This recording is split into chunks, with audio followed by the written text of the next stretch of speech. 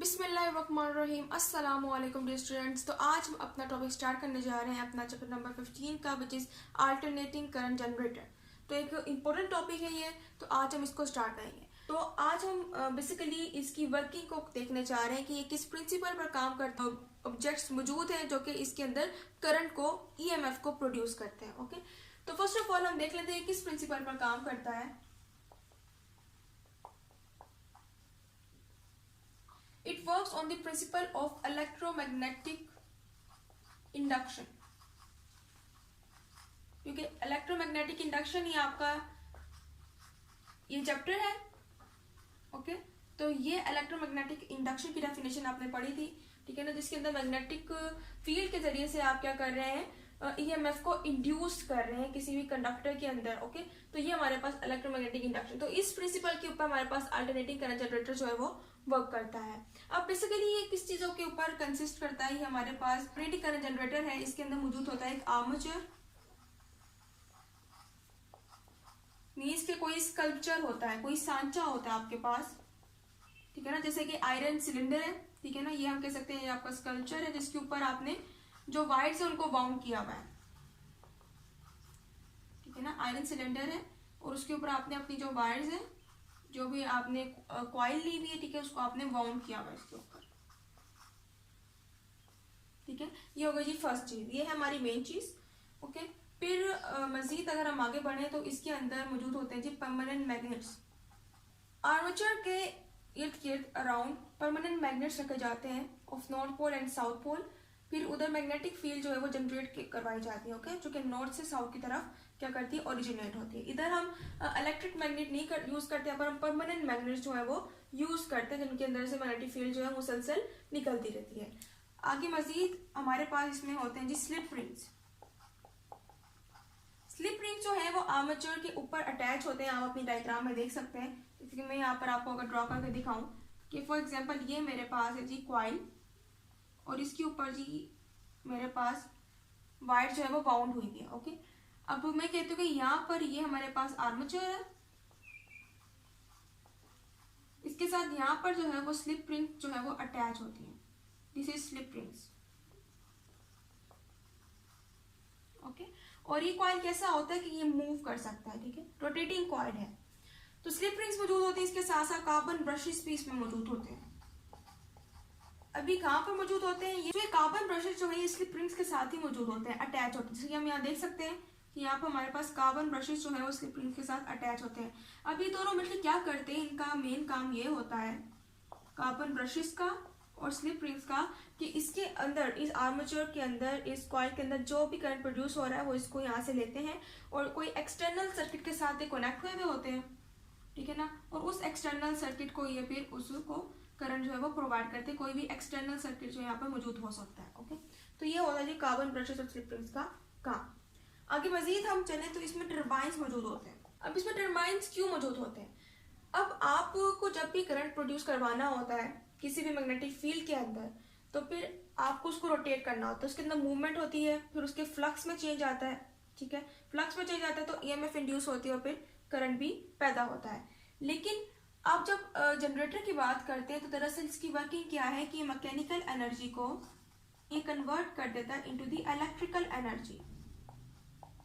सो ये किसी भी करंट जनरेटर का मेन काम होता है, आपके पास जो भी जनरेटर है वही काम करें कि मैकेनिकल एनर्जी को इलेक्ट्रिकल एनर्जी में कन्वर्ट कर देते हैं। लेकिन यहाँ पर मैकेनिकल एनर्जी किसी छोटे मोटे सोर्स से नहीं दी जाती बल्कि टर्बाइन से दी जाती है, क्योंकि अगर आप इसको हल्का सा अगर फोर्स लगा देते हैं जी और ये आपको लगे कि ये घूमने लग जाएगी, इसको मैकेनिकल एनर्जी जो है मिलने लग जाएगी, ऐसा नहीं है, ठीक है। इस केस में आपको टर्बाइंस लेने पड़ते हैं और फिर टर्बाइंस की मदद से फिर इसको, चाहे आप एंटी क्लॉकवाइज जो भी आप चाहे उसको रोटेशन जो है वो करवा सकते हैं, क्लॉकवाइज या एंटी क्लॉकवाइज।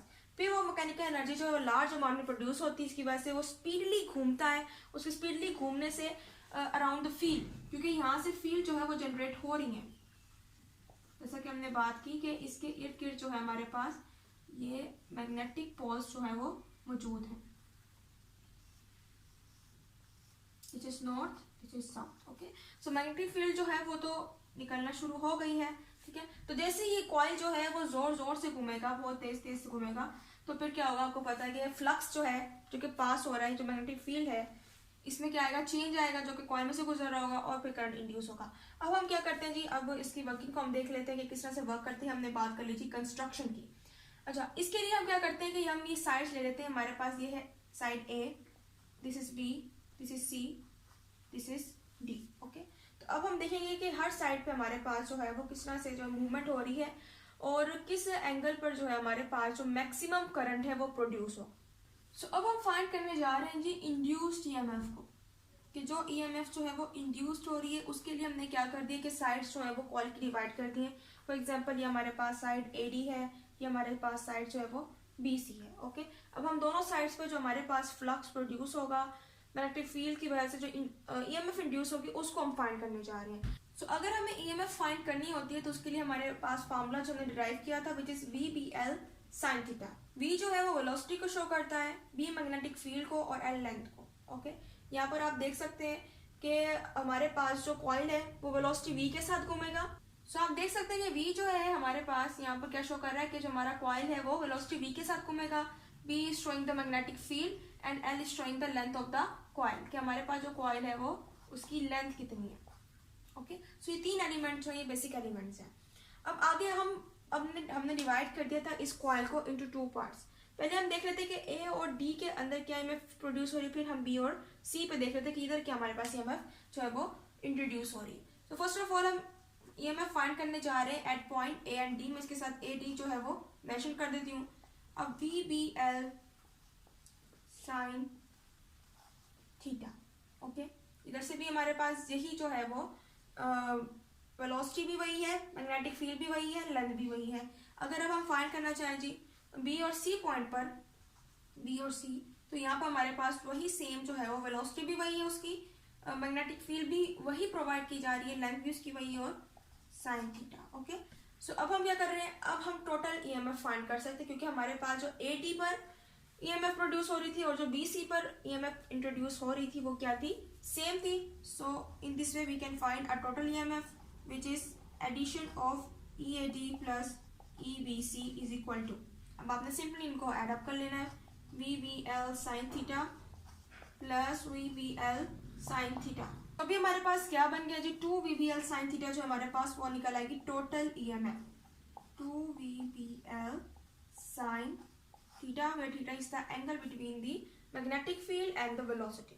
ओके, सो अब मजीद आगे बढ़ते हैं। तो अब हम देख रहे हैं कि वेलोसिटी हमारे पास यहाँ पर जो है वो एंगुलर वेलोसिटी है, क्योंकि जो इसकी मोशन है वो क्या है, एंगुलर है।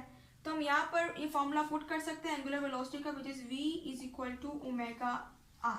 ओमेगा जो है वो एंगुलर वेलोसिटी को शो करता है और R जो उसके रेडियस को शो करता है। मजीद अगर हम चलें तो यहाँ पर हम V की वैल्यू को पुट कर सकते हैं, which is V is equal to omega R। तो हमारे पास जो ईएमएफ है वो क्या आ जाएगी, यहाँ पर हम ओमेगा R पुट कर देंगे, तो ये हमारे पास सिंपली बन जाएगी 2 omega R BL sin theta. इसके अंदर जरा अरेंजमेंट हम करके देखते हैं, जरा सी इसके अंदर हम अरेंजमेंट करें तो 2 और R और L को अगर हम साथ में लिखते हैं और ओमेगा और B और sin थीटा को साथ में लिखते हैं, ये हमारे पास ये 2RL हो गया। ठीक है, 2 को R को और L को हमने साथ कर दिया, ओमेगा B sin थीटा। देख सकते हैं कि 2RL जो है वो क्या हमारे पास शो कर रहा है, रेडियस इनटू लेंथ। ओके, यानी कि दोनों साइड्स पर 2RL है, मीन्स के इस साइड पे भी जो रेडियस और लेंथ है, इस साइड पे जो रेडियस और लेंथ है, उनको अगर हम एड अप कर रहे हैं तो वो हमारे पास जो है वो किसके बराबर है, A के बराबर है। A is equal to RL, वो पूरा का पूरा उसका क्रॉस सेक्शन एरिया जो है वो बन जाएगा। तो यहाँ पर हम सिंपली A को पुट कर सकते हैं, तो हमारे पास जो EMF है वो क्या निकल आएगी जी, कि 2RL की जगह आपने सिंपली ओमेगा A को पुट कर देना है, तो ये बन जाएगी ओमेगा AB sin थीटा। और अगर आप कह रहे हैं कि अगर जो ईएमएफ इंड्यूस्ड हो रही है, जो करंट इंड्यूस्ड हो रहा है वो दरअसल क्या है, मैनी नंबर ऑफ टर्न्स में प्रोड्यूस हो रहा है, क्योंकि इसके अंदर कॉइल मौजूद है। कॉइल्स के अंदर क्या है, नंबर ऑफ टर्न्स, जितने ज्यादा नंबर ऑफ टर्न्स होगी उतने ज्यादा हमारे पास जो है वो फ्लक्स भी उसके अंदर इंट्रोड्यूस होगा, उतनी ज्यादा ईएमएफ भी इंड्यूस होगी।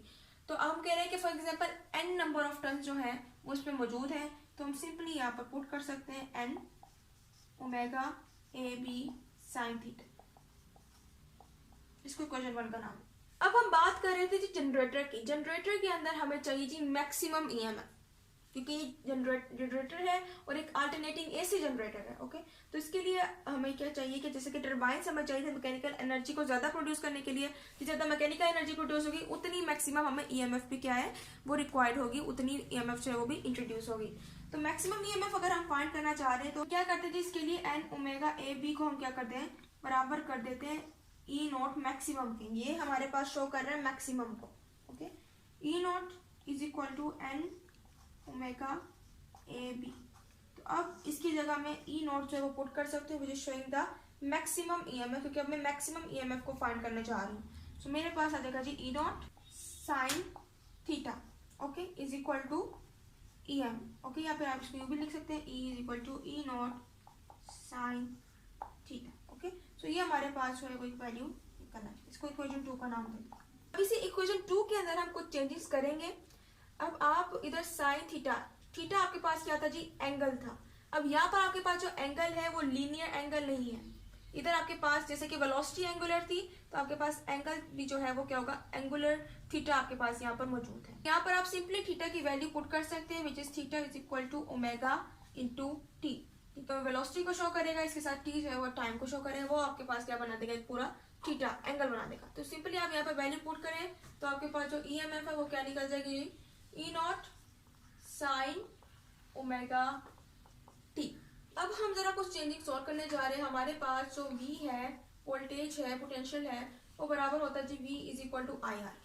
हमें पता है current into resistance is equal to potential. थोड़ी और चेंजेस करेंगे, पोटेंशियल जो है वो ईएमएफ ही है, क्योंकि पोटेंशियल जहाँ होगा वहां पर ईएमएफ भी होगा, तो हम यहाँ पर E पुट कर सकते हैं। तो ये हमारे पास E is equal to I R equation बन सकती है। ओके, अब बेसिकली हम क्या फाइंड करने जा रहे हैं, करंट फाइंड करने जा रहे हैं। ओके, तो अगर मैं करंट को एक साइड पर लिख दूं और बाकी ये मेरे पास E ओवर R हो जाए, सिंपली इस इक्वेशन को जो है हम यूज करने जा रहे हैं। तो अब मैं पुट कर सकती हूँ I के अंदर ये वैल्यू कि I इज इक्वल टू, ये मेरे पास E की वैल्यू मौजूद है which is E not sine omega T over R। Simply आपने इस इक्वेशन नंबर 3 को पुट कर देना है इस इक्वेशन नंबर 4 में। Put 3 into 4। ओके, तो ये हमारे पास वैल्यू आ जाएगी। अब आप देख सकते हैं कि E ओवर R तो बराबर है I के, और ये हमारे पास E नॉट ओवर R है, तो यहाँ पर हम बेसिकली लिख सकते हैं कि ये हमारे पास क्या बन जाएगा I not sine omega T. तो ये करंट की एक मैक्सिमम वैल्यू जो है हमारे पास निकल चुकी है, ठीक है, which is I is equal to I naught sine omega T. इसको आप इक्वेशन 5 का नाम दे दें। ओमेगा टी अगर आप वैल्यू पुट करना चाहें तो उस ओमेगा की वैल्यू आपके पास होती है जी omega is equal to 2 pi. Okay, so omega की वैल्यू आपके पास होती है 2 पाई एफ। तो सिंपली ओमेगा की वैल्यू अगर आप पुट करें तो इट इज 2 पाई एफ, तो ये बन जाएगा 2 पाई एफ टी। तो आपके पास मैक्सिमम करंट की वैल्यू निकल आएगी which is I is equal to I naught sine 2 pi F T.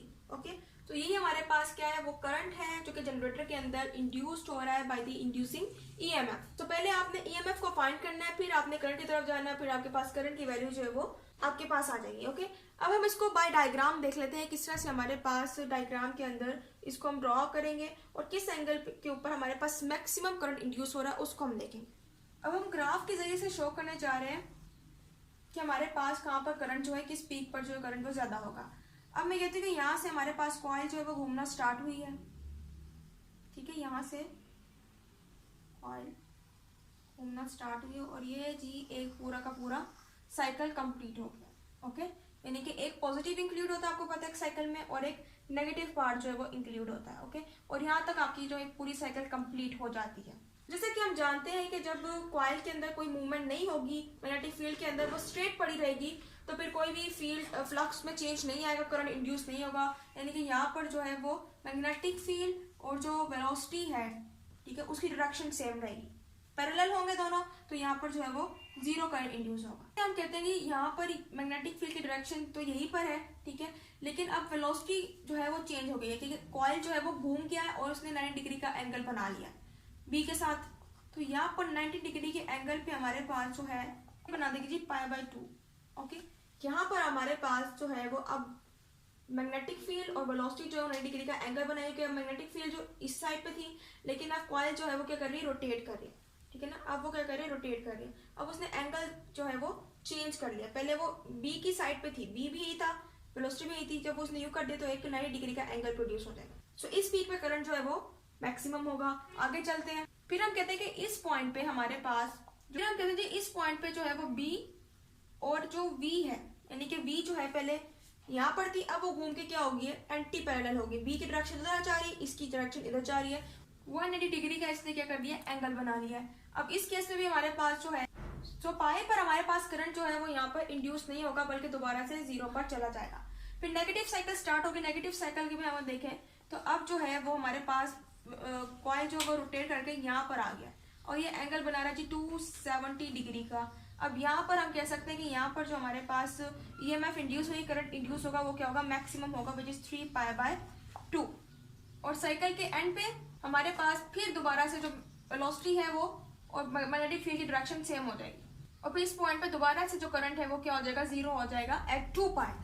तो जब ये 0 पे होगा, दोनों एंगल नहीं बनाएंगे मैग्नेटिक फील्ड और वेलोसिटी, तो फिर हमारे पास 0। लेकिन जब मैग्नेटिक फील्ड और जब कॉइल घूमेगा और उसकी वेलोसिटी जो है वो ऊपर की तरफ होगी और 90 डिग्री का एंगल बनेगा, तो π/2 पे मैक्सिमम करंट इंड्यूस होगा। लेकिन जब दोनों दूसरे के एंटी पैरेलल हो जाएंगे, 180 डिग्री का एंगल बनाएंगे, तब हमारे पास नहीं करंट इंड्यूस नहीं होगा। आगे हमारे पास बी और वेलोसिटी के दरमियान 270 डिग्री का एंगल बनेगा, तो यहाँ पर आप इसको 90 डिग्री भी मेंशन कर सकते हैं, क्योंकि दोबारा से यहाँ पर इस तरह से 90 डिग्री का एंगल भी बन रहा है। ओके, तो यहाँ पर दोबारा से करंट जो है वो मैक्सिमम हो जाएगा, फिर दोबारा से 0।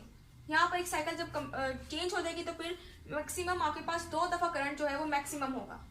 सो ये था आज का हमारा लेक्चर। उम्मीद है आपको लेक्चर समझ आया होगा। सो अगर आपने अभी तक मेरे चैनल को सब्सक्राइब नहीं किया है तो उसको जल्द से जल्द सब्सक्राइब करें, लाइक करें, शेयर करें, ताकि आने वाले तमाम नई वीडियोस का नोटिफिकेशन आपको मिलता रहे। तो इंशाल्लाह नेक्स्ट लेक्चर में मिलेंगे, तब तक के लिए टेक केयर एंड अल्लाह हाफिज़।